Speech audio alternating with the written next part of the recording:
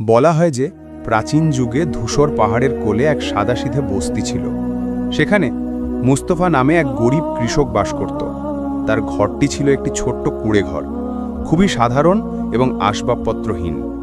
মুস্তফার কাছে গ্রামের সবচেয়ে ছোট জমিটি ছিল, একটি পাথুরে টুকরো, যেখানে খুব কষ্টে এতটুকু ফসল ফলত যে কেবল তার পেট ভরতে পারে, যদিও সে দিনরাত ঘাম ঝরাত। মুস্তফা একদম একা ছিল। তার স্ত্রী মারা গেছেন অনেক বছর হয়ে গেছে এবং তার কোনো সন্তান ছিল না। তার একাকিত্বের একমাত্র সঙ্গী ছিল সেই পাখিরা, যাদের সাথে সে তার শুকনো রুটির টুকরো ভাগ করে খেত।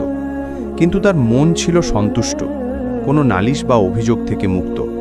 সেই বস্তির ওপরে সবচেয়ে উঁচু পাহাড়ের চূড়ায় একটি দুর্গ ছিল, কিলা আকি কেসিয়া। এটি একটি অভিশপ্ত জায়গা ছিল, কেউ তার কাছে যাওয়ার সাহস করত না। বলা হতো সেই দুর্গে এক রহস্যময় ও শক্তিশালী জাদুকর বাস করে, বারকাস। সেই ব্যক্তি শত শত বছর ধরে বেঁচেছিল এবং তার নিষ্ঠুরতা ও লোভের জন্য কুখ্যাত ছিল। রূপকথায় বলা হতো যে পৃথিবীর সমস্ত ধনসম্পদ তারই ভাণ্ডারে জমা আছে এবং যে কোনো মানুষ বা পাখি তার দুর্গের কাছে পৌঁছালে সে তাকে পাথরের মূর্তিতে পরিণত করত। গ্রামবাসীরা তো সেই পাহাড়ের দিকে তাকানোকেও অশুভ মনে করত।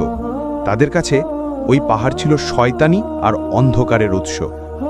একদিন বসন্তের সকালে, যখন সারা রাতের ঝড় মুস্তফার কোণে ঘরকে শিকড় সমেত উপড়ে ফেলার জন্য প্রস্তুত ছিল, মুস্তফা সকালে তার ক্ষেতের দিকে গেল এটা দেখতে যে কি বাকি আছে।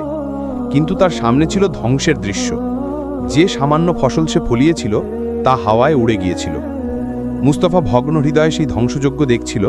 হঠাৎ সে হালকা গোঙানির শব্দ শুনতে পেল, যেন কোনো আহত প্রাণী লোকানোর চেষ্টা করছে।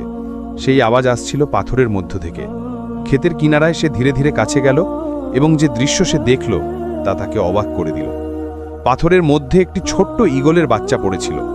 তার শরীর কাদায় মাখামাখি, ডানা ভাঙা এবং সে ঠান্ডা ও যন্ত্রণায় কাঁপছিল। মনে হচ্ছিল ঝড় তাকে তার উঁচু বাসা থেকে ফেলে দিয়েছে। মুস্তফা তাকে ভালো করে দেখল। সে জানত যে ঈগলরা পাহাড়ের পাখি হয়, বারকাসের পাখি। এক মুহূর্তের জন্য তার ভয় হলো যে এই আহত পাখিটিকে তোলা তার জন্য বিপদ না হয়ে দাঁড়ায়। কিন্তু তার দয়ালু মন তাকে তা করতে দিল না। সে নিজেকে বলল, আল্লাহ যদি তাকে আমার ক্ষেতের কিনারে পাঠিয়ে থাকেন, তাহলে আমি তাকে ফিরিয়ে দেওয়ার কে? এভাবে মুস্তফা সেই ছোট্ট ঈগলটিকে আলতো করে তুলে নিল, তাকে বুকে জড়িয়ে ধরে নিজের কুঁড়ে ঘরে নিয়ে এলো।